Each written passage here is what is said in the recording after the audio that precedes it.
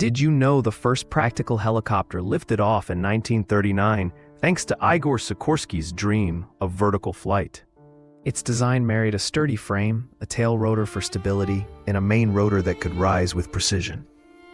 Unlike earlier prototypes, this machine offered controlled hover and horizontal progress, opening doors to missions once deemed impossible. In war and disaster relief, helicopters reached stranded communities, rescued climbers, and delivered supplies where roads failed. Today, rotorcraft history owes its existence to Sikorsky's stubborn bet that gravity could be rewritten for everyone.